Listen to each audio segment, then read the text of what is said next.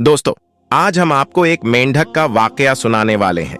मेंढक पर जुल्म करने वाले मेंढक को मारने वाले नौजवान के साथ क्या हुआ, आइए सुनते हैं। अगर आपने इस वीडियो को लाइक नहीं किया तो इसे जरूर लाइक कर दें।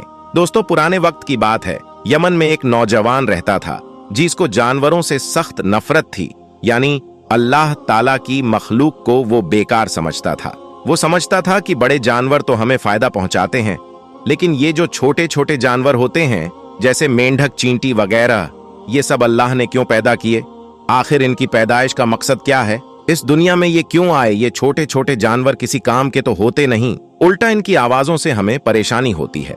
वो मेंढक को समझता था कि इसकी शक्ल छिपकली से मिलती जुलती है, तो कहीं ये उसी खानदान का ना हो। आप कुदरत का फैसला देखिए। जिस जगह पर वो रहता था वहां एक छोटी सी नदी बहती थी और नदी के किनारे बहुत सारे मेंढक रहते थे।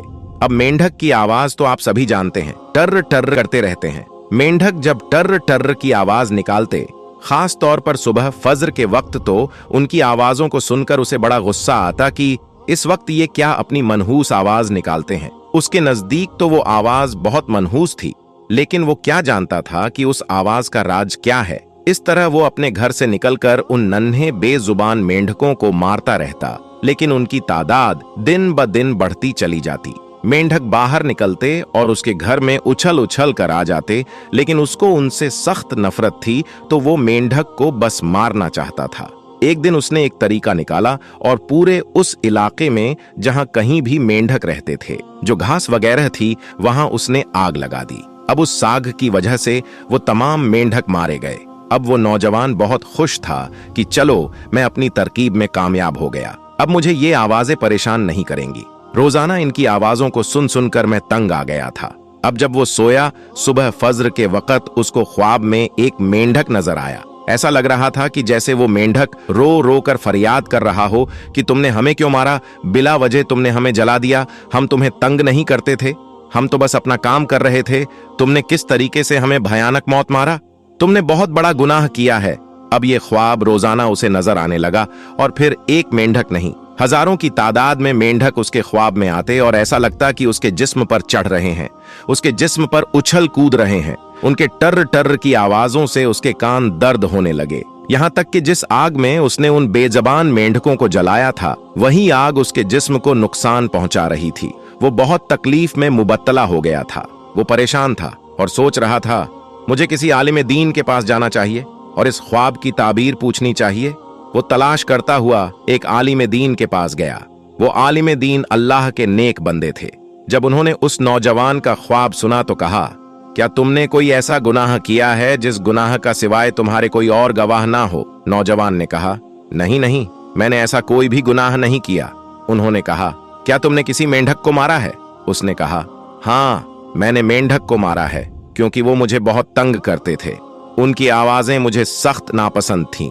मेरे घर के बाहर वो हर वक्त टर्र टर्र करते रहते थे। सुबह फजर के वक्त तो वो मेरा जीना ही हराम कर देते थे। इसी वजह से तंग आकर मैंने उन सबको मौत के घाट उतार दिया। क्या मैंने कोई गुनाह किया है? वो बुजुर्ग कहने लगे, तुमने कोई छोटा मोटा नहीं बल्कि बहुत बड़ा गुनाह किया है। जिस मखलूक को तुमने मारा है, तुम नहीं जानते कि वो नन्ही सी मखलूक अपने रब की तस्बीह बयान करती है। हमारे प्यारे आका सल्लल्लाहु अलैहि वसल्लम ने मेंढक को मारने से मना फरमाया है। यहाँ तक कि कोई हकीम या डॉक्टर अपनी दवा मेंढक को मारकर बनाना चाहे ताकि इंसानों को फायदा हो जाए, उसके लिए भी हुजूर अकरम सल्लल्लाहु अलैहि वसल्लम ने मना फरमाया है। मैं तुम्हें एक वाकया सुनाता हूँ। फिर आलिम दीन ने उस नौजवान को एक वाकया सुनाया, हजरत दाऊद अलैहिस्सलाम और एक मेंढक का वाकया, जो 70 साल से मुतवाकिर यानी लगातार एक ही हालत में अल्लाह का जिक्र कर रहा था, और इस अरसे में कभी भी अल्लाह की याद से वो गाफिल ना हुआ। इसके बाद हजरत दाऊद अलैहिस्सलाम ने मेंढक से और भी बात की, और मेंढक ने बताया कि किस तरह से वो अल्लाह का जिक्र कर रहा है। इसके बाद वो आलिम दीन नौजवान से कहने लगे, सोचो, हर जबान में अल्लाह का जिक्र किया जाता है जिस टर्र टर्र से तुम नफरत कर रहे थे। तुम्हें क्या पता कि वो मेंढक अल्लाह की पाकी और तस्बीह बयान कर रहे थे? तुम्हें जब उन मेंढकों की आवाज फज्र में सुनाई देती थी, उस वक्त वो अल्लाह ताला की वैधानियत को बयान कर रहे होते थे। मुझे बताओ, क्या तुम मुसलमान हो? नौजवान कहने लगा, अल्हम्दुलिल्लाह, मैं मुसलमान हूँ। मुझे दीन के बारे में काफी मालूमात है। बुजुर्ग कहने लगे, अच्छा, अगर तुम्हें मालूमात है तो क्या तुम्हें वो वाकया याद नहीं है जब हजरत इब्राहिम अलैहिस्सलाम को आग में डाला था तो इसी मेंढक ने अपने मुंह में पानी भरकर उस आग को बुझाने की कोशिश की थी। हालांकि वो आग तो ना बुझा सका, लेकिन मेंढक ने एक नबी का साथ दिया। उनकी मोहब्बत उसके दिल में मौजूद थी। तो तुम्हारे दिल में उस मेंढक की मोहब्बत आखिर मौजूद क्यों नहीं है? जो अल्लाह के नबियों से मोहब्बत करता है, तुम उससे नफरत कर रहे थे। तुम जानते हो तुमने कितना बड़ा गुनाह किया है। अगर तुम उन्हें अपने इलाके से हटाना ही चाहते थे तो कोई और तरीका तलाश करते। अब अगर तुम चाहते हो कि अल्लाह तुम्हारे गुनाहों को माफ कर दे तो तुम अल्लाह की बारगाह में सच्चे दिल से तौबा और इस्तगफार करो, तब कहीं जाकर अल्लाह तुम्हारे गुनाह को माफ फरमाएगा। ये सुनकर वो नौजवान रोता हुआ वहां से चला गया। वो कहने लगा, मैं बहुत शर्मिंदा हूं, मैंने इतना बड़ा गुनाह कर दिया। सच में मुसलमान अपने आप को कहता हूं, लेकिन मुझे इन तमाम बातों के बारे में कुछ भी मालूम नहीं था। मैं तो समझ रहा था कि ये एक छोटा सा हकीर जानवर है। मुझे उसकी आवाज बुरी लगती थी, मुझे उसका उछलना कूदना बुरा लगता था। ऐ अल्लाह, तू मुझे माफ कर दे। वो हालत नमाज में सजदे में गिरकर माफी मांगता रहा, यहां तक के रोते रोते उसकी आंख लग गई और उसने ख्वाब में देखा एक मेंढक मुस्कुराते हुए कह रहा था, मुबारक हो, तुम्हें माफी मिल चुकी है। लेकिन अब तुम्हें इस बात का जब पता चल चुका है कि हम भी अल्लाह की तस्बीह बयान करते हैं, हम भी 70-70 साल तक या उससे कई ज्यादा सालों तक अल्लाह की तस्बीह और पाकी को बयान करते हैं, जिक्र करते हैं, दरूद पढ़ते हैं, तो अब तुम हमें कभी नुकसान मत पहुंचाना। अब वो लड़का उन पर जुल्म नहीं करता था, क्योंकि मेंढक आहिस्ता आहिस्ता फिर उस इलाके में पैदा होने लगे थे।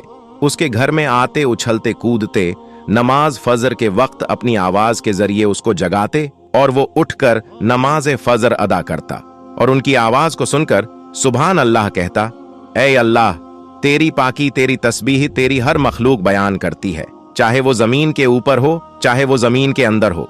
सुभान अल्लाह। दोस्तों, उम्मीद करते हैं कि आज की हमारी ये वीडियो आपको जरूर पसंद आई होगी। वीडियो पसंद आने की सूरत में इसे लाइक करना, अपने दोस्तों के साथ शेयर करना ना भूलें।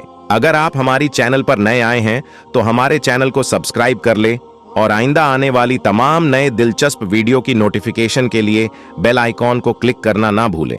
आज की वीडियो में बस इतना ही, मिलेंगे एक और नई वीडियो के साथ। तब तक के लिए अल्लाह हाफिज।